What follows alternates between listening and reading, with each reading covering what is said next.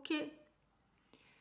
Some call it a whip parade. I'm not that proud of a whip parade terminology because I don't like to have that many work in progress at the same time, but I've been casting on all of the things, and there is at least still one that I want to be casting on in the next few days. So last week I did talk about everything I had finished, and today it's going to be everything I have in progress.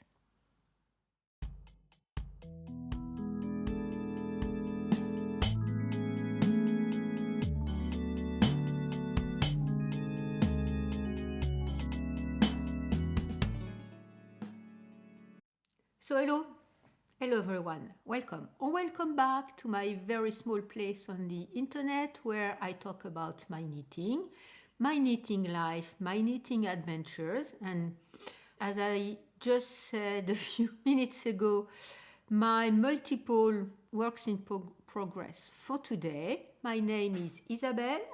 I am in Normandy, a very windy, cold and rainy Normandy today. I'm filming on December 1st. It's my first day back at work. I'm on my lunch break. I may have to stop and finish the recording at a later time because I'm not sure I will have enough time to eat and continue, on my work day. But anyway, we are on my lunch break. And as I said, it's going to be about my works in progress. I have five or six. Some of them you haven't seen, so if that is of any interest to you, please stay tuned. So, first things first. What am I wearing? I am wearing Alari by Paula Pereira. Alari I knit between December 25, 2024. So it was my Christmas cast on for last year until January 11, 2025. And Alari is the perfect example of what I am doing now and what I like to be doing. It was in my want to make bundle for at least 2 years, if I recall correctly. I did not buy the pattern until I was ready to cast on, and I got ready to cast on when I got that beautiful yarn from Laine sous les Pommiers. And let me see which one it is. It's the 4-ply. And I knit almost all of the 5 skeins they have left in that deep chocolate color that they have stopped to be making. The deep chocolate color was made with what they call black sheep, but the black sheep are not completely black. These are Avranchin sheep from La Manche area in Normandy. And the black ones are more rare or less frequent than the white ones. And they stopped making the pure dark color because they would have to wait several years, maybe 2 years before they process the batch. And now they prefer to mix the dark fleeces and the light fleeces to make some kind of a heather, grayish, brownish type of color, and a light one, mostly white, creamy white, with some heather from the darker fleeces. And they make another intermediate color that I think they call the taupe one that they dye. One thing they did this year, they dyed some heathered red and heathered pink colors. Absolutely marvelous, but I haven't been meeting them and I haven't been singing them in a very long time. So I did not buy that color, but I guess if I come across one of their booths somewhere, I will most probably get a cone or something. So anyway, my Alari, I did wait for a long time before I bought the pattern. And when all the stars were aligned, I did buy the pattern, cast on, and I'm so very pleased. I absolutely love the cables here, big cables. They are not complicated to be making. And I'm so happy with that sweater. And it's the perfect sweater for the current weather. When it's windy and when it's damp, but it's very cold. The Avranchin sheep wool, like, a lot of rustic wool, are quite water repellent or at least moisture repellent, and they keep you warm and dry inside. Perfect. So I'm wearing it, what I usually do with that sweater, with my little cashmere bandana, and I'm quite ashamed of that because the little cashmere bandana I knit in between February and March 2024. So in a couple months, it's going to be 2 years.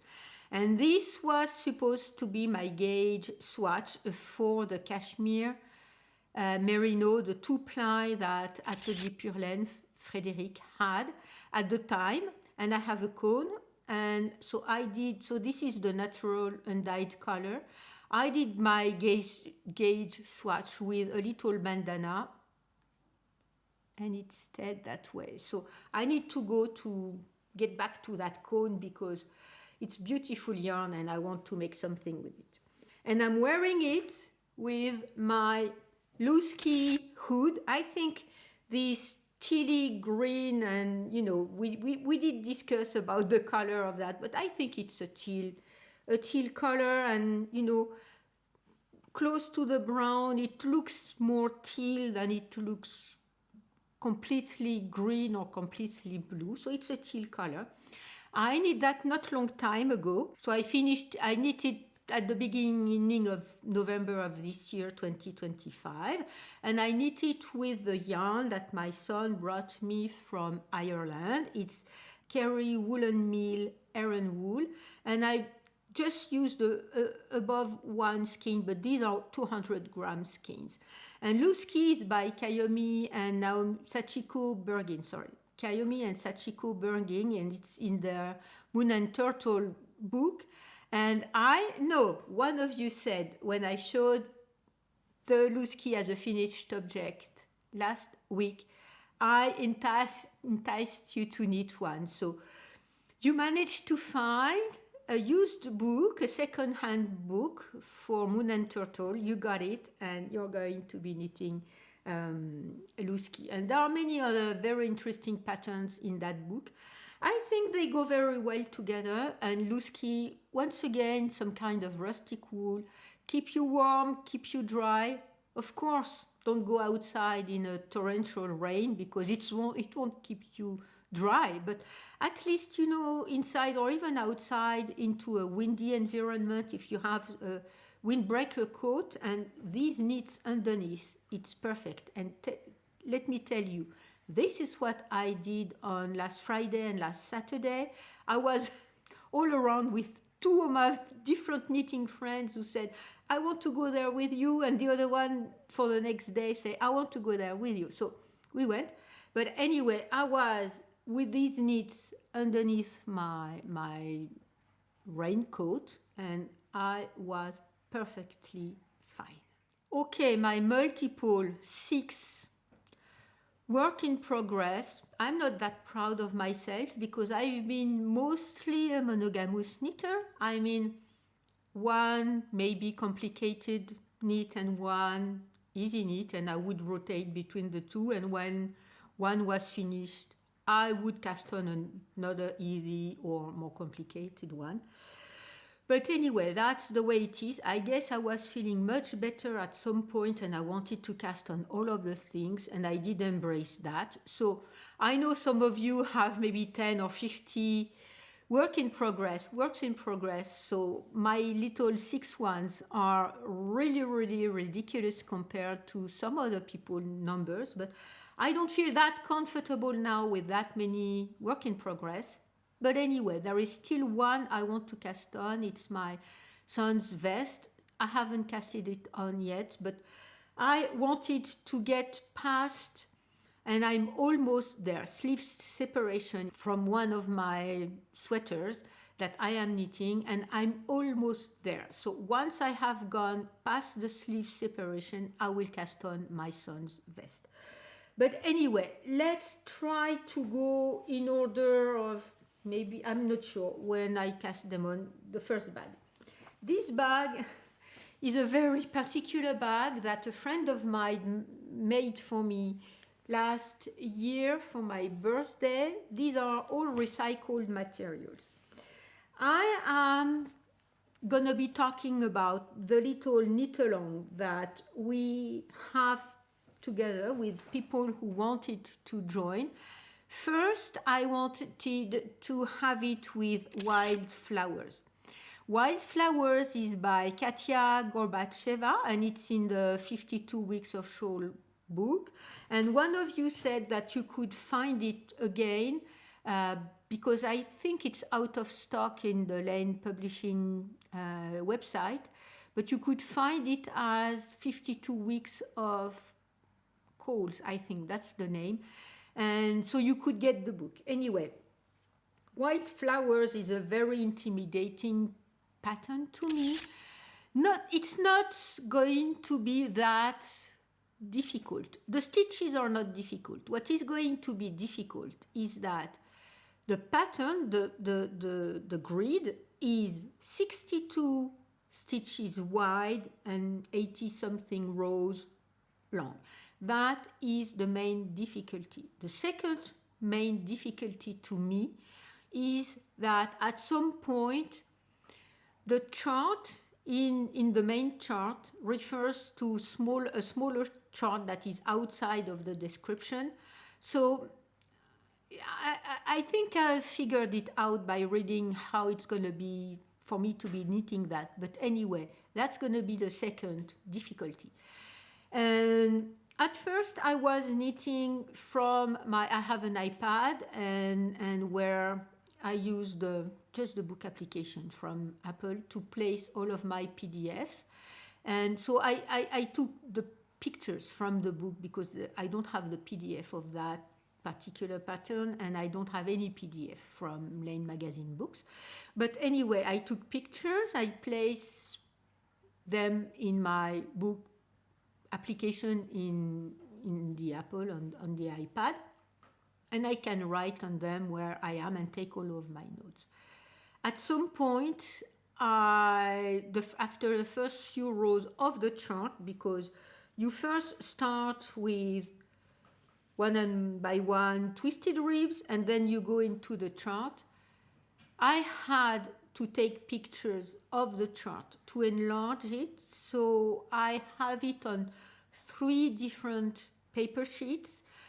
So I cut it in 3 to make 3 pictures and enlarge it so that it's as wide as, the landscape part of the printing on my printer. And I have 3 ones for the 80 rows.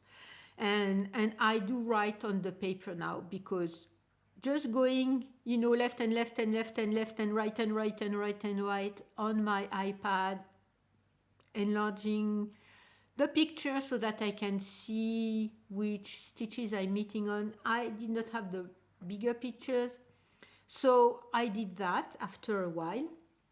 What I did as soon as I started the chart is place special stitch markers, so these are little cats, special stitch markers on either side of the main chart, and I have highlighted on my paper and before that on the iPad several places on the chart with other just regular round stitch markers. Some of the twisted part of the stem of the flowers are going almost all of the way up to the top of the chart, and some of them go all the way up, some of them they branch out and go up, but no more than 1 or 2 stitches. So I highlighted these stitches on my paper and placed stitch markers just before these stitches. So this is to double check myself, to make sure when I knit the chart that I am on the right stitch, and it did save me a couple times because I did not come to the stitch marker with the right configuration and stitch pattern. So I just had to think no more than a couple stitches, and maybe 12 stitches for the biggest part and less than that for other ones. So you see I have started to knit the pattern. I'm on the, I'm not sure, 8th or 10th row, and one particular thing is that you knit in the round, and here I have my little needle stoppers with little dinosaurs. I have a couple of them. I really love them. And you knit in the round, and you have a special place here where there is no chart, and then you will drop the stitches. I haven't read all the way up to the end of the pattern, but I would assume you drop the stitches and you stick. Okay, so it took me several trials before I managed to get to this organization that I think now is going to be helping me knitting the shawl. The first difficulty I had was, and you see here, I started to knit 2 rows before knitting in the round, although in the pattern they ask you to knit in the round right away. I was not twisting my stitches. I did not have that problem. But what happened is that I was never on the right stitch pattern at the right place. I don't know how I managed. First time I had 2 knit stitches in a row because maybe I had stopped and picked up at some other time, and 2 knit stitches in a row rather than knit 1 purl 1. And the other time, it was the other time around, 2 purl stitches in a row, so I had to unravel everything. So I decided to knit flat so that it's easier for me to unravel even in the first round. And once I was certain I was going with the pattern, I did start to knit in the round. And I have my little beginning of round stitch marker, which is from last year's Knit It in Lyon, and my friend had brought me a box of the little stitch markers at that time because I could not go at the time.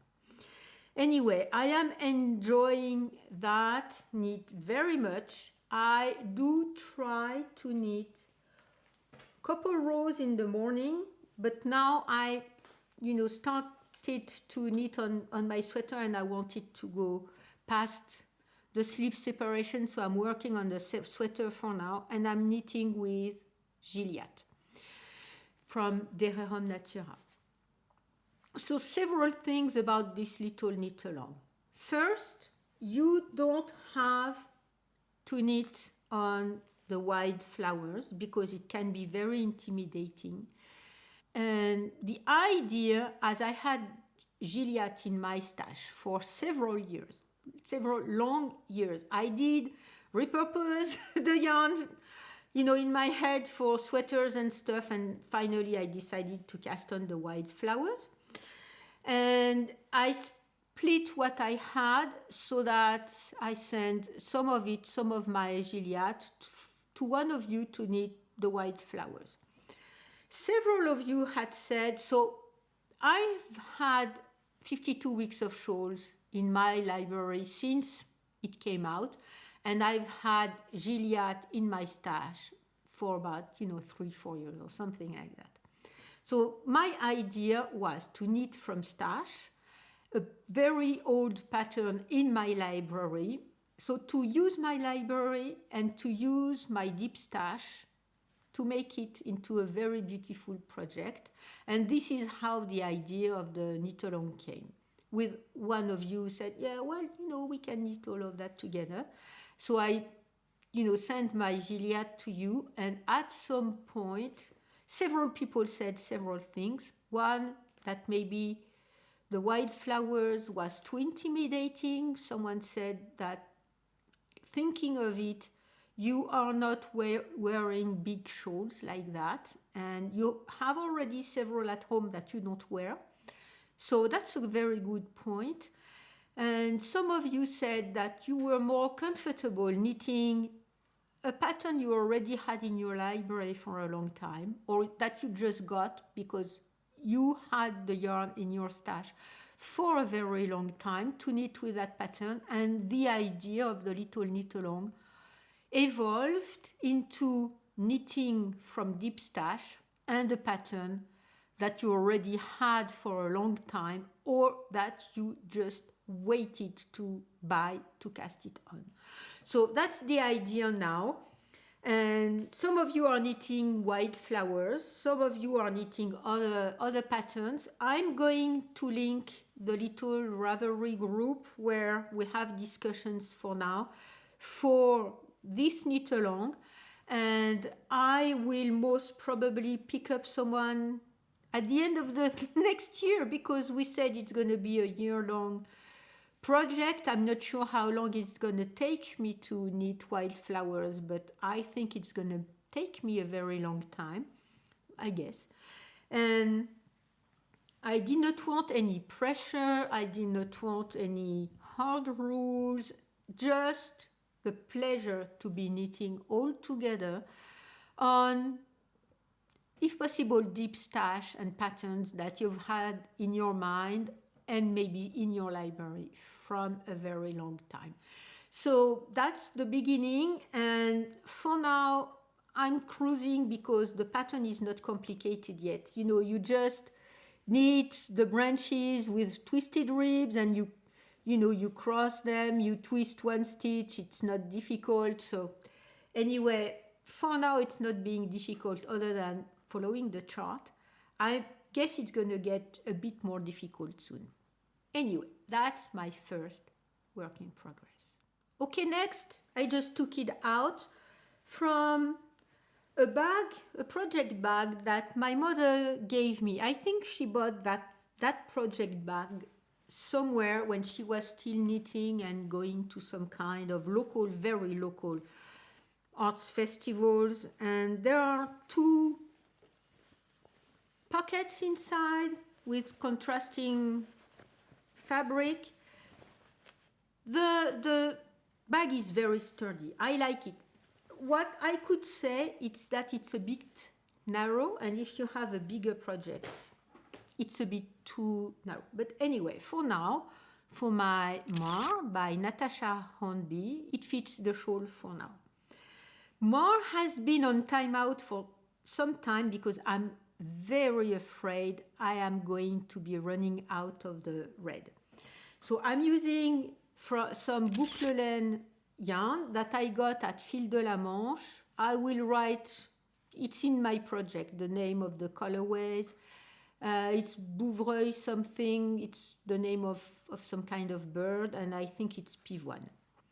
No, I'm all wrong. It's Bouvreuil pivoine. Bouvreuil is a red bird, and pivoine is a flower that can be also red. And this one is Fleur d'Amandier, almond flower. So these are the two same bath of the same pigment, and one of them is after, exhausting of the most of the pigment. So they are in the same color range. I really love knitting with them. They are very rustic, and the yarn from Boucle Laine is from Ouessant ship. So Ouessant is one of the islands of the most western part of Brittany, of Bretagne in France. So it's a very wild island. So the sheep on the Ouessant island are there. It's the same breed as the one that are on the mainland just across the channel to go to the island. But so they mix both fleeces, the one from the Ouessant island and the one from the main island that are just across the little channel, because they would not have enough otherwise. And I'm a bit on a timeout with Mare from now because the rows are getting very, very, very long. So I should get back to it because I need to finish it. I'm not that far from finishing it. In fact, in terms of centimeters. I'm very far in terms of number of stitches to knit because I'm over 500 stitches now. So anyway, you start at the main part here at the top with the red. Then you go to knit what she calls a popcorn, I think. So that's mosaic knitting. And so that's true mosaic. You need 2 rows to knit 1 row of the popcorn stitch. And then you go into that design. This design is the one that appealed the most to me when I saw Mare and I saw some projects. And I really, really, really love the way this design looks. So you have, so it's also mosaic, and these motifs are made by 1 stitch cable from the light color, or the one that is at the front, against the background color. So these motifs are just so enjoyable. I absolutely love it. And now that I've taken out, I haven't been knitting on the shawl for a couple weeks now. And then you go into the popcorn stitch, some kind of red, the popcorn again, and once you finish with the popcorn, there is 1 more row of these motifs, and then there is the finishing in the red. And I'm so very afraid, I need to wait it out, that I'm going to run out of yarn. So this is why I sort of left it in time out. And it's a bad idea, because if I need to buy 1 more, I need to know right now, and I need to call them to see if they have the same bath, for example. But anyway, I absolutely love this pattern, and I should be careful. I absolutely love this pattern, and now that I see it again, I can't wait to be wearing it. So I need to get back knitting on it again. It's not difficult. Once again, the difficulty is the very long rows, the large number of stitches. I have a removable stitch marker here, the little light bulb stitch marker that you don't see at all here, maybe here. Every 50 stitches, and then I count, what the stitches are left on either side of the markers, so that I can double check myself with the stitch count.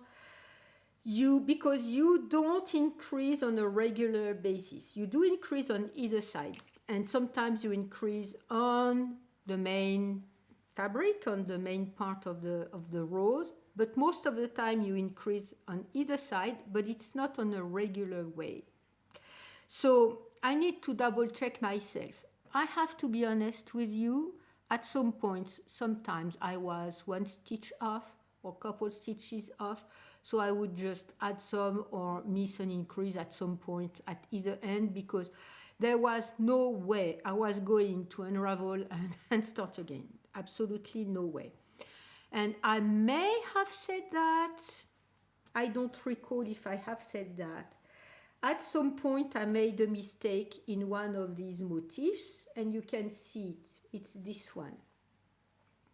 Because I have yarn here that I did some surgery, so I was not at the right stitch count on this particular motif. After I was maybe 2/3 in the way or almost finished, and I was thinking, I'm not at the right stitch count. So once again, it's at almost in the middle. I said, I'm not unraveling. So what I did drop the stitches until the beginning of the motif, because it was completely impossible for me with the twisted stitches, the slip stitches, to find my way around, other than going from the bottom of the motif and constructing it up once again. So this is what I did, and you can almost not see, and you can see which motif it was, unless you go on the reverse side and you see that there are, a little bit more yarn at that point because I did pull or something. But whatever, it's completely invisible. And, at my local yarn store, there are some people who come to knit on the Saturday afternoon at the knitting cafe. And one thing that we tell them, because some of them are new knitters, is one, learn to read your knitting, and second, learn to unravel and fix your mistakes, and maybe sometimes just unravel on the spot, not unravel everything, because a lot of mistakes are you can be able to fix a mistake by not unraveling everything. And when you have over 500 stitches, I mean, unraveling is a pain. There is no way I am unraveling 500 stitches almost if I made a mistake. Anyway, I need to get back on Mare. I was knitting on other things, so I need to get back on Mare. As you see, I've bought more needles because with all of my work in progress, I could not have all of the needles, necessary on each project. And it's also something that I quite did not like to be doing. So I was moving needles around projects, and it made me a bit sick of doing that. So I've got new needles to be knitting on Mare and the other projects that I've been, sharing needle with. So I need to get back on Mare now. Okay, next, in a very sad commercial bag, a brown one, so that it doesn't get stained, because you've heard me talk about that misadventure, I would say, with that yarn. This is Brin de Malice yarn that I got this summer also at Fil de la Manche, and it's an indigo dye that she over-dyed with some of the pigments. It's Herbivore by Stephen West, and what she had said is that, indigo might stain your hands a little bit. I've shown that already. Indigo does stain, or this yarn does stain my hands into a very extensive manner, and I did not want to use a bag that would be all stained. So from time to time, I'm knitting a row until my hands are too stained, and I use some kind of gloves, the very thin ones, but I absolutely do not enjoy knitting with gloves because the yarn is not smoothly moving onto my fingers, so I hate that. Once again, this Herbivore is sharing needles with another project, so I need to place the proper needles on that. And then I need to get back onto knitting on Herbivore again, because it's not a big shawl. It's going to be a smaller shawl, so it should be a quick knit. What makes it difficult to me is that the way my hands are dyed or stained because of the yarn. It's very easy. You have 3 points of increases, one in the middle, so that's going to be in the back, and one on either side. And I will like a lot that shape of a small shawl, because it's going to be, a little bit like a triangular, but with 2 other points of increases. So it's not going to be too deep, even though it's going to be having a very wide wingspan, and that I like. And these are just twisted ribs, so it's very twisted stitches. It's very easy. The rest is stockinette. Absolutely no difficulty into knitting Herbivore. I need to put needles on that. I need to knit on it again. Difficulty is that I need to be either wearing my homeware black type of sweater and homeware and stuff like that, because I don't want to be staining my sweaters. And it does stain my hands a lot, and I don't enjoy that. So I need to go and once again get back onto knitting on Herbivore, but it's less of a priority for me for now compared to Mare. Okay, next, Oiticica by Paula Pereira. Oiticica, it's in this bag, that Rosemary sent me from Australia, with the yarn, the possum yarn that she sent me. And this possum yarn has had some kind of a story, because I started, when I was in the hospital last year, I started another sweater that I could not wrap my head around the way it was constructed.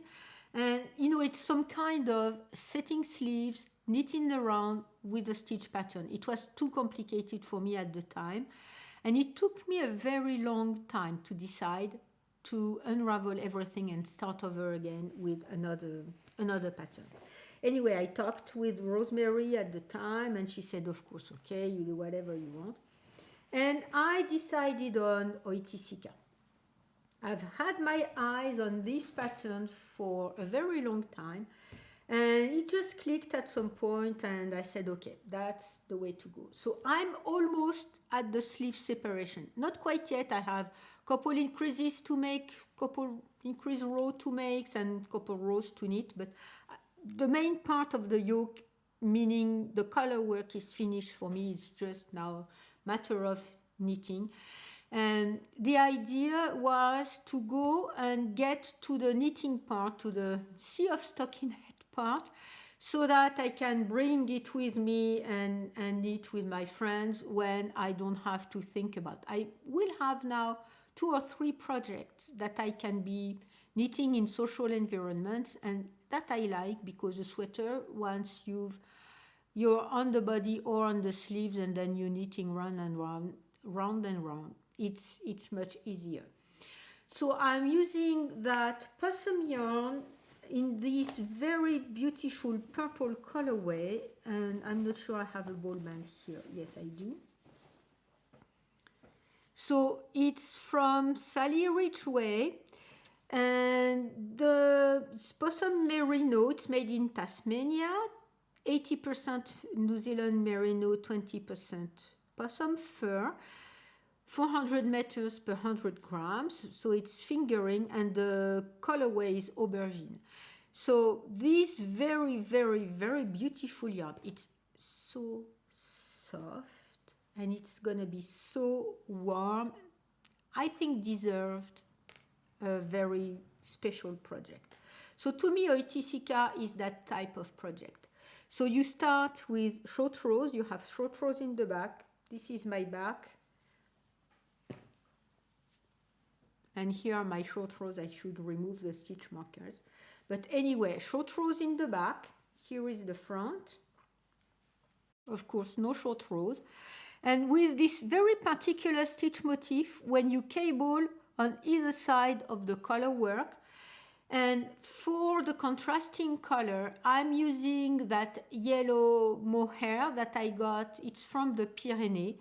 And this yellow, I don't think fits me very well, makes me look quite sick. But I think if I place it far away from my skin, it's okay. And with the purple, it's okay. So I had swatched with several different mohair.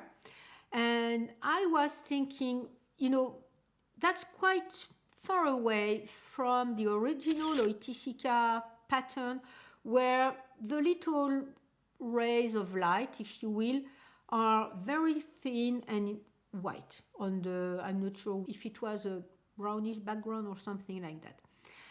So I had swatched with white and with that one, and I had swatched also with that one as a single strand, and what I'm doing here is double strand, because I was thinking I could not see the little rays enough. I was thinking it's not worth the hassle of the work if you're not seeing them. Maybe I'm wrong. And I think that if I, you know, when you block, if you pull a bit on it, it's going to be a bit closer to what the original Oiticica looks. And I think, I'm not sure you'll hear, there is a lot of wind right now. And I think that the yellow against the purple background, I really liked it. Here are my floats. I'm not, you know, doing ladderback or something. At the most, at the bottom here, and somewhere also from the one before last motif, you have 10 stitches or 12 stitches in between. I'm just making very big floats, and I've checked, it's quite stretchy, so it can be stretched that way and it can be stretched that way. So now I have placed markers, I had placed markers on either side of the motif so that I can find my way around. And now I have placed markers for the next increase row where I need to increase, so that it also allows me to double check I have the right number of stitches. Anyway, now I need to make that one increase row. I think there may be a couple more, I'm not sure, I don't recall. But I just tried it on this morning, and it's fitting, you know, right where here on my shoulders. And I'm gonna see whenever I split 4 sleeves, I will measure everything. I know my measurements, so if the width is enough and if the length is enough, I may not do all of the increases from the pattern, because of course I'm not knitting on gauge, of course. But anyway, that's gonna be working, and I think, what do you think? Do you think that the yellow on the purple background is nice? I sometimes I'm double guessing myself, and sometimes I was thinking I should have chosen the white one, not the yellow one. But anyway, what do you think? Do you like the yellow on the purple background? It's a bit more unusual than and less expected than the white one. So I'm quite happy with that for now. And maybe, you know, also to go with that sweater, I was thinking to have a brown pair of pants. I don't have brown pair of pants, corduroy pair of pants, and maybe some kind of deep aubergine purple type of colorway that way here. I'm not sure what you see here. What is it? Yeah, it's a bit clearer. The yarn is a bit more clear in that spot, but you know, I'm just seeing it on camera. I was not seeing it before in person. So Oiticica, that is going to be one of my social knitting projects once I've passed the separation for the sleeves. One thing is that I'm not sure I will have enough to make long sleeves. So 2 things. I may just stop with short sleeves because I prefer body length that suits me right now, rather than having the sleeves and a more cropped version. This one is a little bit, you know, Alary I made last year. It's a little cropped for me right now, but anyway, whatever.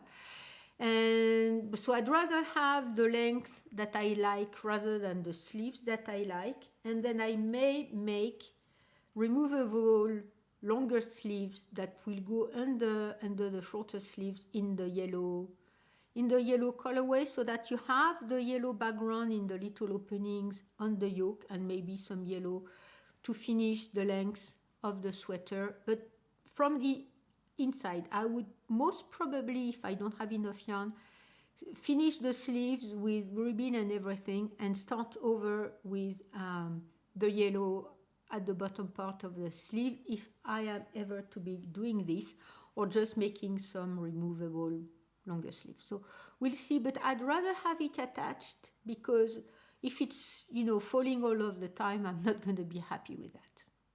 Okay, next, not even sure. I've showed it to you. I don't recall. I don't think so, but I don't recall. In my little cat bag that I got at, once again, the Fil de la Manche, a very nice bag. I don't recall the maker of the bag. Maybe she's placed her name inside, but no, not that I see.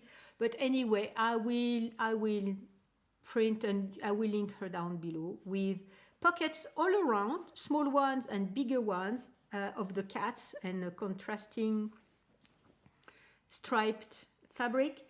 So I'm making the Macaron blanket by Pearl Soho. It's a free pattern on Ravelry. And I'm making the Macaron blanket on the baby crib size, because one of my neighbors, she is pregnant. She will have a baby sometime in March, I think. And you know, it was the last chance for this baby for her to be pregnant, I would say, because she's at the end of all of the procedures because of her age and everything. So the Macaron blanket has a scallops on the side, and I have several colors. I think I have 5. and I'm knitting that in the Drops Baby Merino. And I have to say that this is a very soft yarn. It's superwash. It will be able to go in the laundry, in the washing machine, because knits for a baby have to be quite resistant to any kind of thing that can happen. And the colors that I'm using have been chosen by my local yarn store owner. I'm also going to be linking her down below because she has a very good sense for colors. So I first started with this, neutral beige color. I went into this quite pinkish burgundy purpley type of colorway. Then let me see which ones she's been recommended as the sequence, because of course I'm going to go by the sequence that she suggested because she has very good ideas. And the colorways are numbers, so whatever. So the white first, then this kind of I would say purplish burgundy. Purplish burgundy, it's a bit more burgundy than purple. Then this kind of almond colorway, then the orange, and then the taupe. This one is unraveling a little bit. And for the first scallop, I just used under 2 balls. I have 2 balls of each.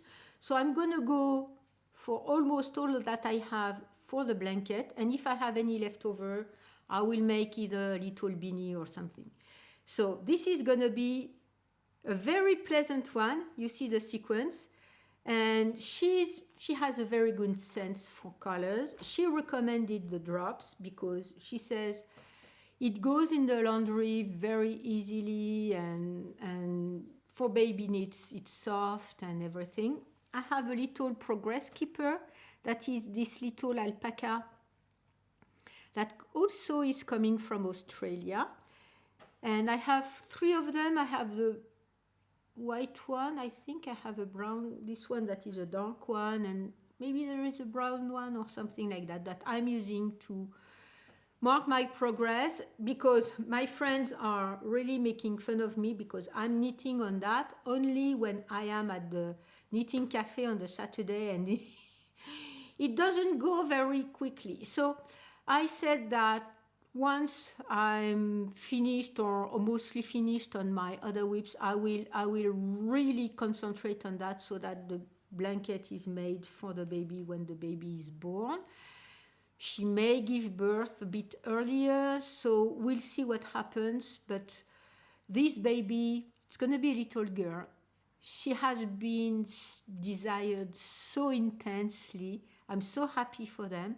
So this is the first time I'm knitting baby knits for other babies, because most of my friends are really past the age of having babies, and my kids don't have any for now, and are not talking about having babies for now. So I'm quite pleased to be experimenting with baby knits. The Macaron blanket is really fun. These scallops, and I need to fix maybe the junction between the two here, because maybe this one is a bit better, I'm not sure. But the Macaron blanket and the scallops are really nice. I really enjoy that. And one of the ladies from the knitting cafe said she was going to make one too, because she really liked the idea and the look of the blanket. I think it's quite unusual. I had said that I wanted a new, not to go into the usual, pink for girls and blue for boys. And when we picked up the colors, we did not know it was a girl or a boy. And I said, some kind of gender neutral that can be a bit of pink if any, and a bit of either, blue or green. And she picked up this very pale almond type of color, and it's really nice. The other ones, the orange and the taupe also. So I really trust her. I trust the sequence that she made, and I'm going to respect that all the way. It's very easy to knit. It's enjoyable to knit. You can talk and knit without making much mistakes. So perfect social knitting. Okay, next, last work in progress that I put into my little bag from La Fête de la Laine in Trizay-Coutretot Saint-Serge, in the deep Normandy countryside. My self-drafted socks. I mean, self-drafted because I'm not following any pattern really, other than, you know, deciding on the number of stitches and everything. But I am knitting a tube because I want to experiment with afterthought heel. And I'm seeing that I made a mistake when I started the toes, because it was supposed to be in the chartreuse color anyway. So maybe the other one I will make in chartreuse. I don't know, or I will make the same. But anyway, I have knit almost all that I have on the left from the Life in the Long Grass. I had 2 balls. One of them was a little heavier. This was the little lighter one. This is all that I've left. So I know how many rounds I did knit with that ball. I will make the second sock exactly the same. And I will make afterthought heels once both of the sock tubes and socks are finished. So I guess I will use the chartreuse for the toes. For the heel, I don't know what I thought. Anyway, so maybe you need to see them that way. The Life in the Long Grass in the pewter colorway, I absolutely love that yarn. I can recommend it. This is the second ball that I have. And the contrasting are just Arwetta by Phil Colana. I have several colors, and I did knit this combination in the Kura socks that I made some time ago, and I wanted, once the Kura sock was finished, to finish completely the Life in the Long Grass yarn before I start knitting on another sock from another yarn. So I guess I'm gonna be knitting once again a nice one, and there are patterns in the Urban Knits. And one of my sons bought the book for my birthday, and I've received it, and I'm expecting on the Tuku book that is also gonna come, and it's a second birthday present from my other son. So in Urban Knits book, sorry, there are several sock patterns that I like a lot, and I think it's gonna be my next cast on with one of the yarn that one of you sent me from Australia. So anyway, this is also my social knitting when I need to bring a small project. For example, not when I am at my local knitting cafe, because I can bring anything, even in bigger projects. But when I need to carry on a small project, this is what I'm using. You see, I'm not knitting a lot on it, but I've almost finished one. So I needed to get onto the other one, and I will knit and knit and knit in round and round and round, and it's very, very easy to have this kind of project that you can carry on, smaller ones, not difficult ones. You don't need to have that many ways to take notes and know what you're doing to be on the go. Okay, so that's gonna be it for today. I need to go have a little lunch and then go back to work. A little health update. My left wrist is not doing very good, but we are on the process of finding some other splints, custom splints to help me. My thigh, my hip is doing quite well, and I'm really looking forward. 2 weeks from now, I have a day that I will spend in Paris, so I think I will try to go to Les Tricoteurs Volants, and which is a yarn store in Paris. I'm quite looking forward to that, and I hope everything is going to go well. For now, I had some other kind of issues. I guess I'm developing some kind of flu or something, but with very weird symptoms, as I guess because I'm vaccinated, so weird symptoms. So I'm going to go see my medical doctor tomorrow. I could not have an appointment for today, but I'm going to see him tomorrow to see. I just took some kind of paracetamol for now to lower the fever and the discomfort so that I'm able to film. And we are on a Monday, so I hope I will have enough time to edit the video for next Friday, and we'll see what he's going to say. I have some weird stomach ache or belly ache, and I'm not used to that. I'm not the kind of person to have stomach or belly aches, and these are quite weird ones. And so I'd rather have him check me out, and he will say maybe that's nothing, and I would be perfectly happy with that. But I'd rather see him and that he tells me it's not something serious.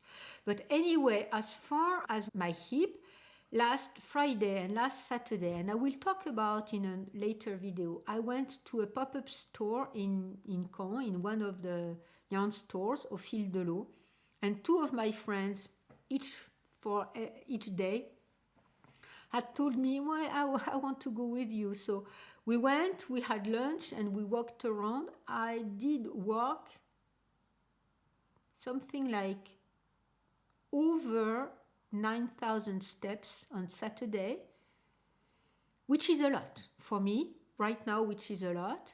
And I'm very happy. I was completely out of juice at the end of the day. We finished the day by the knitting cafe, and I was there, and I was knitting on the blanket. And I made, maybe I need 10 rows or something, no more in 3 hours. I was so exhausted, but I was very happy we did that. I did that, and I was very happy.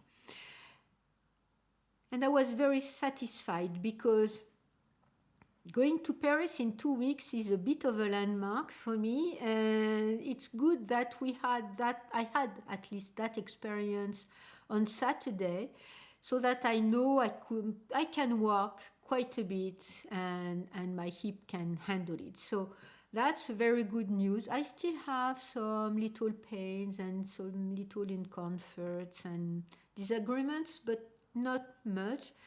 And as I was saying, my wrist is a bit more of a concern for me for now. But anyway, all is doing well.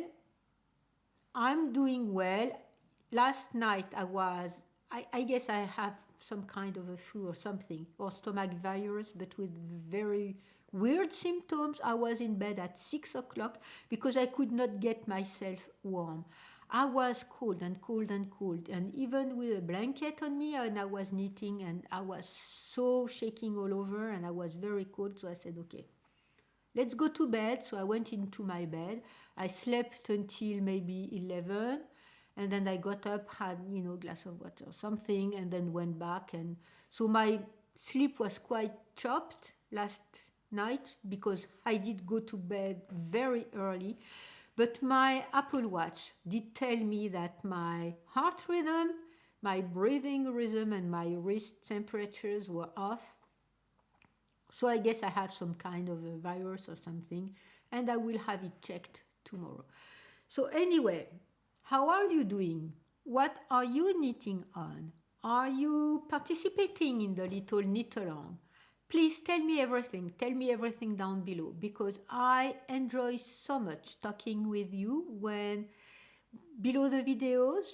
I enjoy so much having some news from you, knowing what you are working on and what you are enjoying. And I do hope that your knitting is bringing you joy and happiness, because it's not going to come all by itself in this very strange and weird and violent world we are living in. And we need to make some kind of room for ourselves in the day with our knitting. So I thank you a lot for being here with me. I will be knitting for some of you whom I know have some health issues and big appointments for surgeries and stuff like that. I'll be knitting for you. And in the meantime, I thank you a lot for being here with me, and I hope I will see you next time.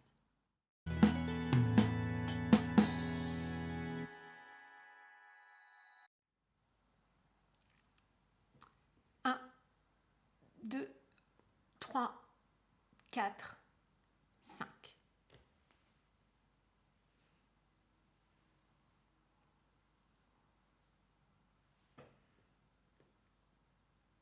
Top.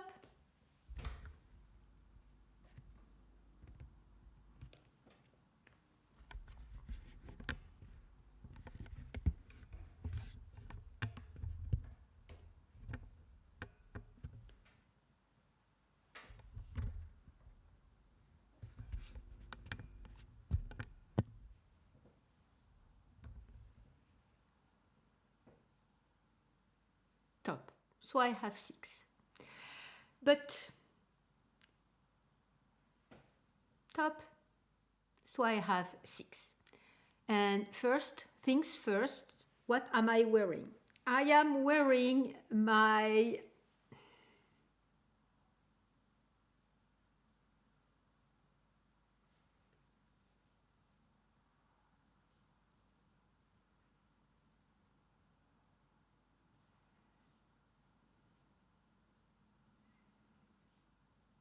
top. So I just had to, untick and unknit think. And the fact, trusting or just filcolana,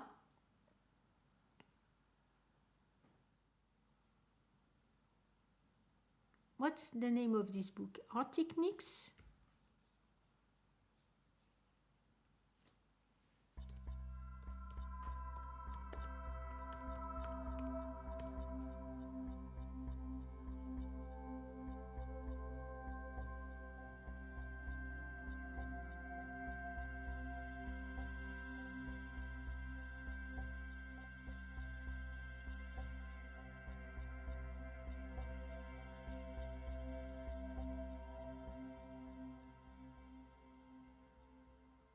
No, not Arctic knits, urban knits. And so in the in the urban knit book,